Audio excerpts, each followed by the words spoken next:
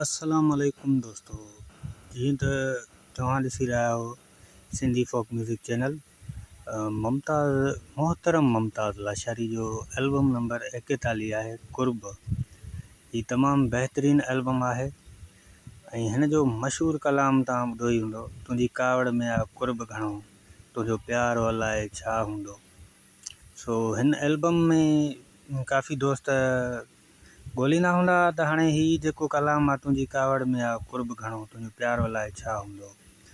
तो दोस्त काफ़ी ॻोल्हींदा आहिनि त हाणे हिन में ॿिया अलाए कहिड़ा कलाम आहिनि, ॿिया बि भला कलाम हूंदा, उहे बि असां डाउनलोड कयूं या ॿुधूं। सो ख़ासि प्रोग्राम इन लाइ आहे त तव्हांखे हिन एल्बम में कहिड़ा कहिड़ा कलाम आहिनि उहे सभु तव्हांखे वाइवाज़ करे ॿुधायूं। दोस्तों वीडियो सुठी लॻे त महिरबानी करे लाइक करे छॾिजो, या ही कमु तव्हांखे वणे त चैनल खे सब्सक्राइब बि करे छॾिजो। दोस्तों स्टार्ट कयूं था कमु। मुमताज़ अली लाशारी एल्बम कुर्ब।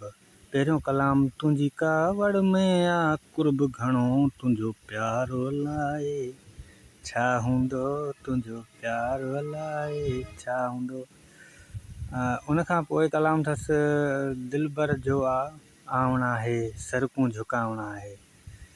ही कलाम जेको आहे त इहो असल में कंहिं वॾे फ़नकार ॻायो आहे।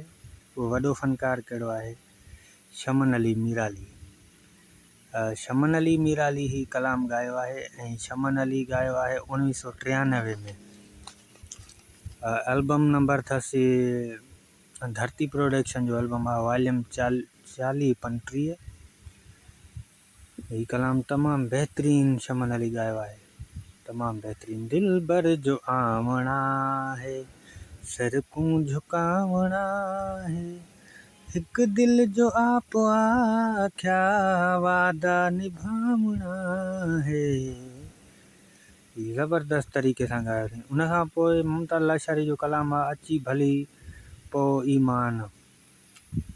ऐं उन खां पोइ कलाम अथसि, तुंहिंजी बि दिलि कुझु आहे मूंसां। उन खां पोइ आहे, पत मुंहिंजी दिलि वञे हिन सां। उन खां पोइ आहे, भाकुर पाए भरे। ऐं उन खां पोइ मुमताज़ लाशारी जो कलाम आहे, न को पुटु निकाह ॾे। उहो शायदि ही कंहिं ॿी तरह कलाम आहे। ऐं उन खां पोइ हिन सिंध जे सुहिणनि। ऐं उन खां ही कलाम उस्ताद बुखारी जो अथव, तमामु बहितरीनु कलाम आहे। ऐं उन खां पोइ कलाम अथसि, रोज़ रोआरी थो मूंखे। ही एल्बम हिते कंप्लीट थी चुको आहे। ऐं मुमताज़ अली लाशारी जा जेके बि एल्बम आहिनि बरखा में आहिनि ऐं AA में आहिनि। AA में मुमताज़ लाशारी जा 10 एल्बम आहिनि।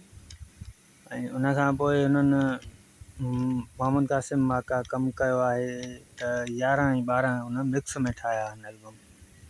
उहे बि तव्हांखे ॾेखारींदासीं बिल्कुलु। उन्हनि में कहिड़ा कहिड़ा कलाम आहिनि उहे बि तव्हांखे सभु ॿुधाईंदासीं। नाज़ प्रोडक्शन जा कुझु पुराणा एल्बम आहिनि मुमताज़ लाशारी जा, उहे बि तव्हांखे कुझु ॿुधाईंदासीं।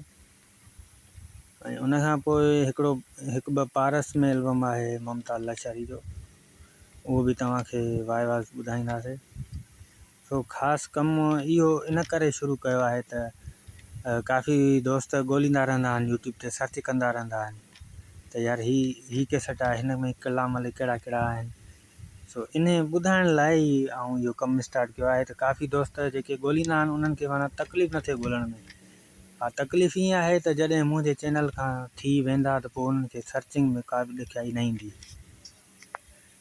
सो ख़ासि प्रोग्राम इन लाइ हुयो। दोस्तनि खे वणियो हुजे त दोस्त लाइक कंदा, शेयर कंदा।